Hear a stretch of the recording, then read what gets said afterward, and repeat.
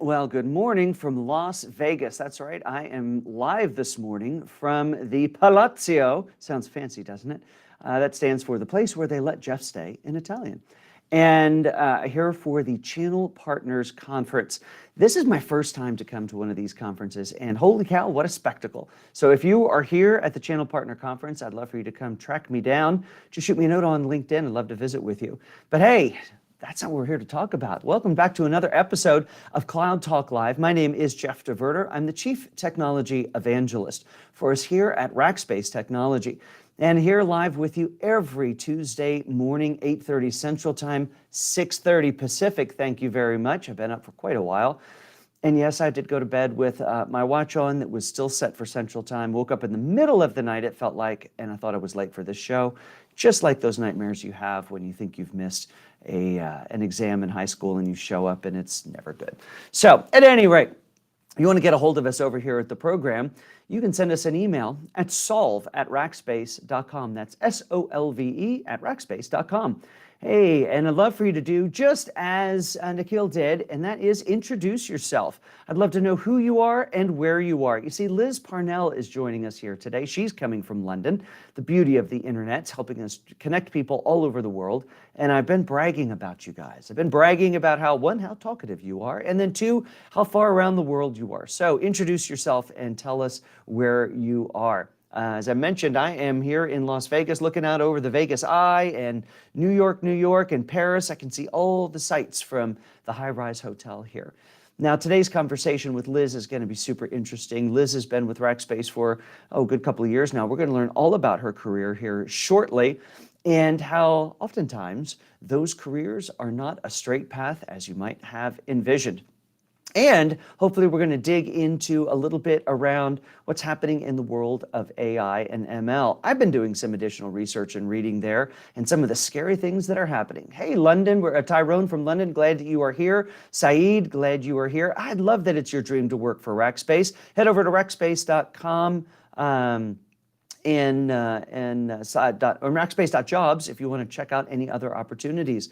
And maybe you can make it in. Sydney, we haven't had Sydney in here for a good long while. Saeed, glad that you are here in India. You guys always have an amazing showing here in the program. All right. Well, that's enough of the morning pleasantries. Let's get into the episode and in the chat with Liz. So Daniel, producer Daniel, here as always, faithful sidekick and producer, brought Liz up. Liz Parnell, welcome to Cloud Talk Live. Well, thank you for having me. And I'm so sorry to hear that you've had a really rough morning. I'm hoping that we can turn that around. Oh, I have no doubt that we will. You know, it's always first night in a new place. You know, you've got to get up early. You never sleep well on all those occasions. So, but at any rate, all will be fine. Now, you are in what looks to be sunny England today. Yes, and the sun is really rare. We've had, I think, the rainiest March on record and some of the rainiest weather this whole first quarter of the year on record. So I'm hoping that turns into fantastic flowers and gardens and all sorts. But so far, it's been a little bit depressing. But yeah, today we've got sun and we've got a bit of warmth. So it's all looking up. Fantastic. Well, I don't know if you guys have seen in the news, but in the United States, the southwestern part of the United States is generally part of this a mega drought. You know, the Lake Powell's down, although I think it's starting to come up a little bit. But California has had just a ridiculous amount of rain and snow. And you know that Central Valley, you look at it from a satellite map, and it's just a big ball. Well, it used to be a lake. Well, it's a lake again. All of the rain they've had. And interestingly enough, I heard just a week or two ago they're having a mega bloom. Just what you were talking about. So since there's been so much moisture, seeds that haven't bloomed in decades, it's an explosion of color out there. So we'll hope the same for sunny England today. Sounds good. Sounds good. I'll send you pictures. So Liz, tell us a little bit about what you do here at Rackspace Technology. Sure. So I'm very proud to work for Rackspace, and I'm the Chief Operating Officer for our private cloud division. So about 4 months ago, Rackspace moved into a new operating model that's kind of two business units, public and private, and I look after our private. Fantastic. So, and when we think about, you know, we have public cloud, private cloud, I think that's going to center around a lot of our conversation today. So maybe let's get your definition of the difference between public and private cloud.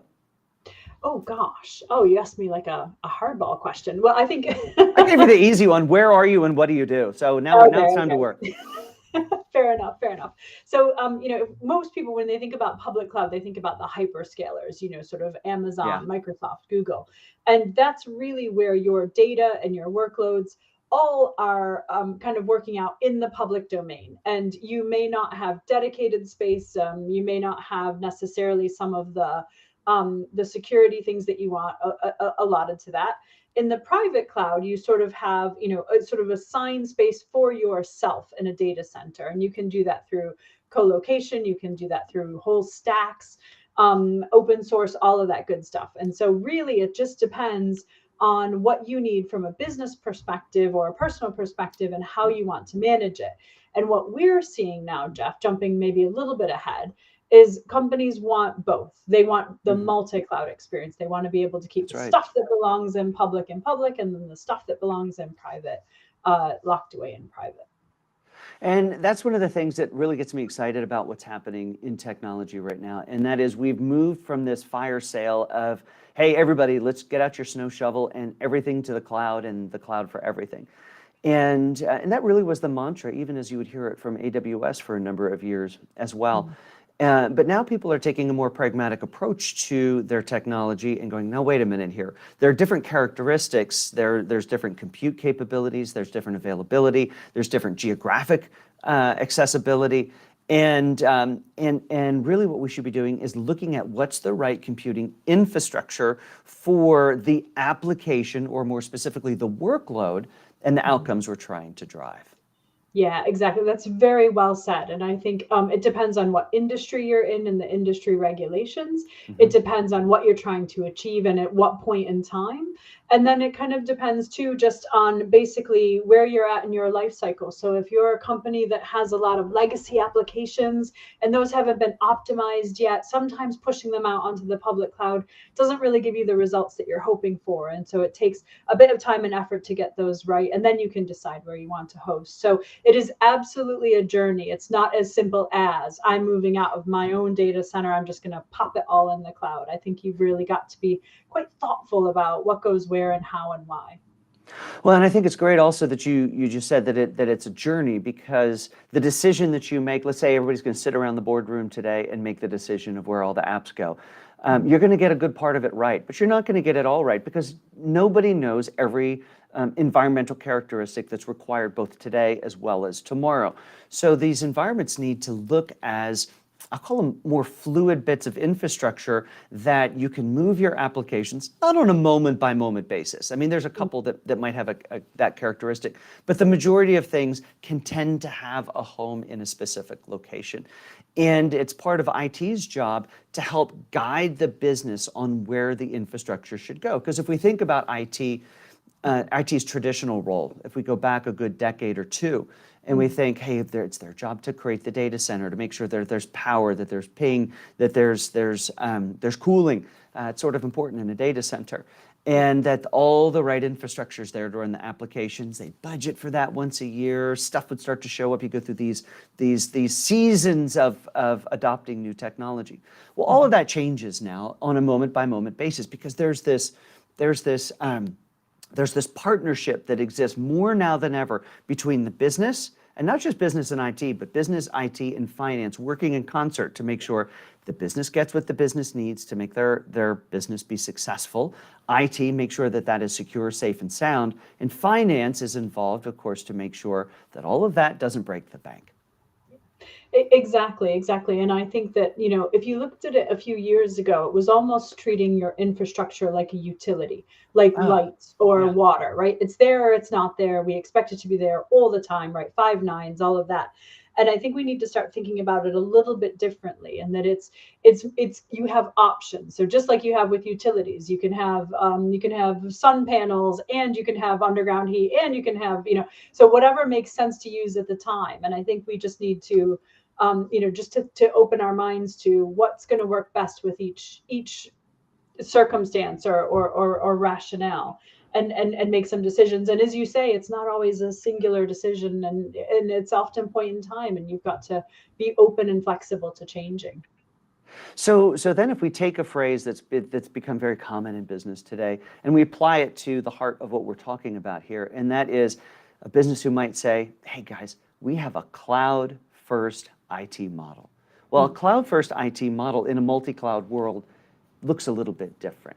Tell me a little bit about what you think those characteristics look like, or how a business operates in that way. Sure, sure. So I think that's very much a modern way of looking at what your business needs to operate. And from a cloud first perspective, really what that's saying is that you don't want to have to own it and manage it and depreciate it and run it yourself. You want to be able to gift that responsibility to another company. And so at that point, you're then making, hopefully quite informed business decisions about what goes where and why and how it will be used. And there's a lot of differentials in the way that things are charged as well. So how will we be charged for our workloads? What if we need to move a lot of data? What happens then? What happens when the security postures change? And then I think there's also, how do we future proof what we're doing? Because don't forget, AI and machine learning and quantum we are right on the cusp of that revolution, and that's going to change everything.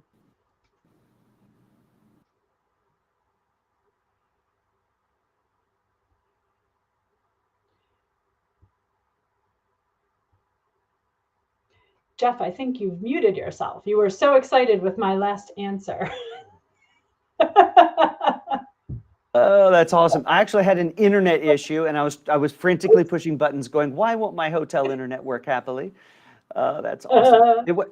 So I did hear most of that answer. So, but it brings me to think of this question, because as you're coming at this from a very modern and mature mindset, it makes me think, Liz, have you worked in IT? Have you worked in hosting and in service providers your entire career? No, I haven't actually. I've worked for everything from the customer side of things to huge service integration companies. I ran my own business for a while, so I've kind of been a little bit all over the career landscape, the career ladder. And so Rackspace, I've been with Rackspace for 2 years now, and it's a really exciting place to be, because again, I think that, having been through lots of different areas of IT, this is one that is growing and changing a lot right now. So for me, it's been super cool. But no, I haven't always been with the pure, sort of infrastructure-based company. Well, that's one of the things that I think is really exciting about where we are in technology today, and getting to work at Rackspace, because we have a lot of people who come from extraordinarily varied backgrounds. Yeah. Because now more than ever, IT is at the intersection of every business opportunity and every business problem. It is a part of the solution. It is a part of the puzzle that is going to create success. And one of the areas where that happens a lot, you in your career, we were visiting about a week or two ago, and I've heard you on stage talk about this as well. But you were on stage with some really interesting people, and the pace of technology transformation, it's more than we could ever have imagined back in that point. Why don't you tell me a little bit about that experience? Absolutely. I was sharing that back in 2018, so just kind of, pre-COVID, just a little bit before I moved to the UK, I had the absolute pleasure of speaking at the BC Tech conference up in Canada, in Alberta, British Columbia. And one of the topics there was all around quantum computing, and the advent of quantum and AI and ML. And I had the absolute privilege of sharing the stage with the CEO at the time of D-Wave, which is kind of very forefront of inventing quantum computing and quantum computing capabilities. And a 16-year-old girl who had just finished an internship with MIT. And she was basically learning and creating artificial intelligence algorithms on Raspberry Pis. And when you put it all together, it was just an absolutely incredible event and conversation. But at the time, we were really predicting, like, oh, wouldn't it be cool if in 10 years we could do X? And in 4 years, we have already way surpassed what the three of us could dream of. And so the pace of it is just exponential right now, Jeff. Absolutely crazy. Yeah, and I think it's, because with us being at the forefront of a lot of that stuff, we see that bleeding edge of technology. And then we also have, in the same breath, in the same day, can have conversation with companies thinking, so I have my data centers and I'm thinking about going to Office 365, which I would say is the way earliest point in the transformation wave. And it's a really interesting dichotomy to think about, because what's happening on that bleeding edge, and we've seen that bleeding edge more prevalent now in 2023 than I think we've ever seen it. And it comes from a simple product that exploded this year called ChatGPT. Yes. And before, AI ML was a science project I would say to the majority of the world. In fact, if we put it on a scale, let's talk about the scale of adoption for 1 second. I just watched a really interesting video yesterday. I'm going to send you to watch. Carve out 45 minutes to watch it. But they were showing a graph of how long it took the different major platforms to get to, I think it was 100 million users. Mm. And if you go back to Facebook, about 3.5 years. Mm. And you go to Snapchat, it was a couple of years. But when you go to ChatGPT, to use the word instantaneous, I think is the right word. I mean, we're measuring that in days or weeks or months. And that's showing now the wide adoption of this new technology, these large language models that are really transforming the world. How do you think, Liz, that these types of technologies are not just impacting the day-to-day? We're seeing a lot of that today in chatbots and the fact that we don't talk to humans a lot anymore, but as far as what businesses are looking for. Yeah, it definitely, it changes everything. And I'll give you a really interesting example just from this weekend. It was kind of crazy. I had to write something up and I was sitting down and I was puzzling and I had a little bit of writer's block. And my son Elliot was home visiting from university. And we were just chatting over a cup of coffee and I'm like, hey, I'm not quite sure what to do here. And he's like, oh, well, just go on to ChatGPT and type in what you want and it's going to come back. And as an experiment, he did it. And it was like, oh, this is exactly what I wanted to say. And that's just like for the next generation, for the generation coming up that's going to start work in 2 years, which is a blink of an eye. This is their natural go-to point. So that's you're right. Already starting at a level of sophistication and technology sophistication that it took you and I years and years to build in our career. And they're coming in fresh with all of this at their fingertips. And so as a business, right now we're looking at even things like recruiting. Oh, I need to recruit developers. I need to recruit, testers and this and that. Well, in 2 or 3 years, you're not going to need that. The roles will be almost completely different. And so I think we have to really expand our thinking in what types of skills we want to hire, what our secret sauce as a business is and how we preserve that, because the technology around it it'll just be there. So I mean, it's a crazy time to be in IT right now. It is, because you literally, I would make for the past several years we do this program and I would oftentimes show, here's what has happened, here's what the hyperscalers have released in the last week, and I would have hundreds of things to choose from. And in some cases, when I would look them up the day before, there was even newer, cooler stuff the moment I woke up. And now we're starting to see, as we think about these sorts of things, in the generative text world, in these large language models, because everything is language. It's viewed as language now. It used to, in the AI world, you would have your disciplines around voice. You would have your disciplines around video, around images, around fill in the blank. Well, they blended that some years ago, and everything just became another version of language. And so the way these things are being trained and the capabilities that they have really is creating a new, I love this phrase, art of the possible for a business. The opportunity for them to think about, okay, this worked yesterday, but for my business, how could my business really benefit from it today? I mean, this is where I get excited about the folks who get to think about that and apply it to businesses in real tangible ways today. And so I'm going to ask you, Liz, to pull out your crystal ball and say, okay, what is one industry I think is really ripe for disruption giving this, and where should we really look for some fantastic innovation? Yeah, I think hands down healthcare and medicine. So if we look at the state of healthcare and medicine in every country of the world, and so I'm in the UK, you're in the US, I'm an American that lives here now, so I've had the experience of both health systems. Both of them have major problems, different ones, but major problems. And if we look at what the technology is about to bring, not only the research into disease and how we can cure those diseases, into medicine, look at what we just did with COVID and the vaccines.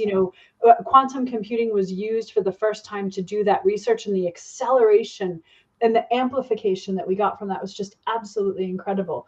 So if we look at things like improving health outcomes, improving the way that we deliver medicine, and improving the technology that underlies you as a patient and connecting the dots. I have this pain here today and I had that last week. And as a human, we sometimes don't connect those dots in time, but machine learning absolutely can. And so I think that for me, that is the number one thing I'd love to see a massive leap forward in with tech as it's coming along.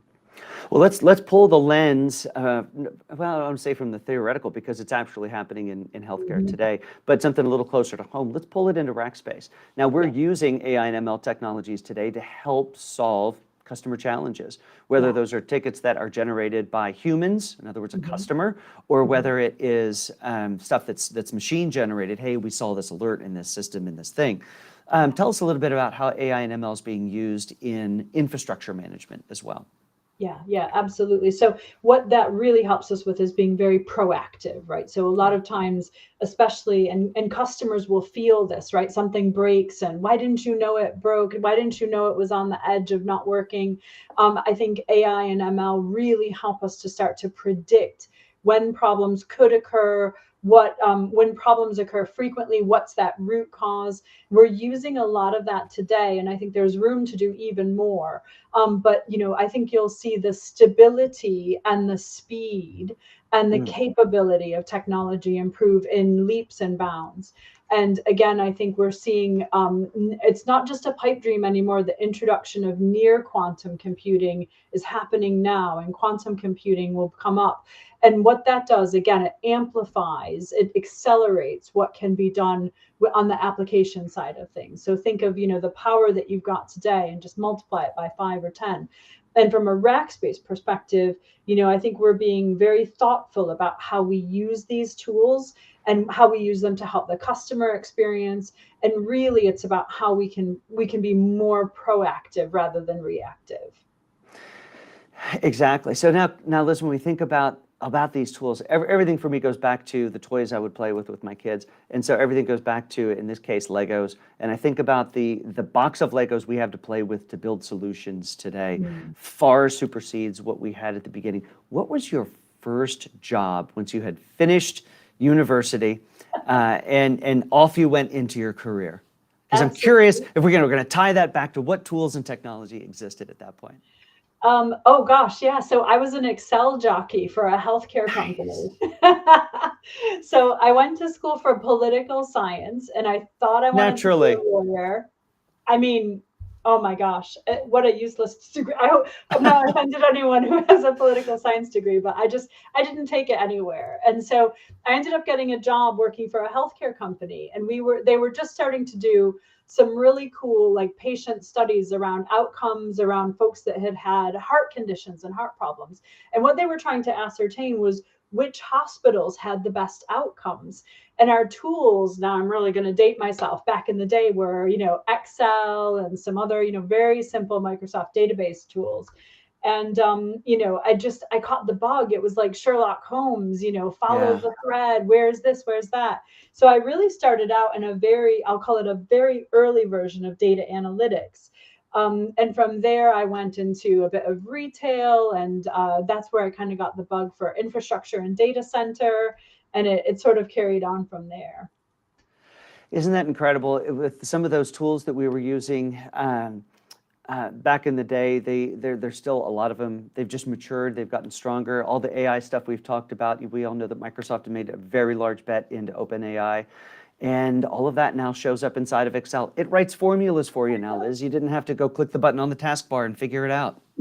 It's crazy, I know. And yeah, how many companies, if you took Excel away, how many companies would be on their knees? Because I do feel like the world's financial infrastructure runs off of Excel. Truly, it does. Well, you know, I've heard the statement from Microsoft more than one on more than one occasion, and that is they'll ask the question. They'll say, "Well, what is the most widely used, you know, business analytics and business intelligence tool in the world?" And everybody thinks Tableau and all these others, and they go, "Nope, it's Excel. It's Excel." Yeah, Everybody just plays absolutely. in Excel. All right, so you went to school for political science. You come out as an Excel jockey, which takes you down this what becomes a relatively interesting career. You've already mentioned you ran your own business. So here's a question I love to ask folks, especially when we have some amazing women working in technology, because I get emails from people and notes on LinkedIn going, I love what, in this case, what you, Liz, had to say. I'm going to take this home and show it to my 12-year-old daughter. But as you think about some advice maybe that you have for these 12, 13, 14-year-old young women, or maybe even for 12-year-old Liz, who was thinking, you know, political science, that's a career for me.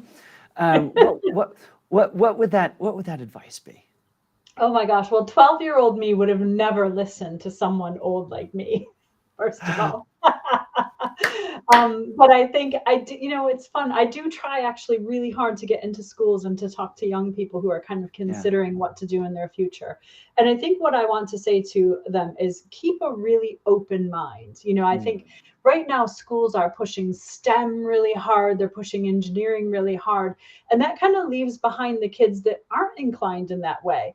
And if yeah, I go back to what we were just saying about artificial intelligence and machine learning, one of the things that we're going to have to get really an awful lot better at is asking good questions, the philosophical side of things. You know, if we can ask questions of the machines, what do right. we want to know? What logic do we want to use? So I think we really have to think about how we pivot, you know, what we're doing. So I think my advice to kids are keep an open mind. You're not going to have one career. You're going to have three or four or five. That's So, right. you know, learn anything you can, be patient with yourself and enjoy the ride. Like, I really wish someone had said that to me. Like, just because you're doing this now doesn't mean you're going to be doing it forever. And so enjoy it and take from it what you can, and then move on to the next thing with an open mind and an open heart. I love that advice. Thank you so much. And what better way to go out on our episode today of, you know, wherever you are in your career, keep an open mind and an open heart about where the next step is. And don't be intimidated by what might look like a left or right hand turn in the middle of it. Sometimes they're not gentle yields; they are hard lefts or hard rights. And sometimes you get hit a stop sign, but that's all right. For sure. All of Liz, that.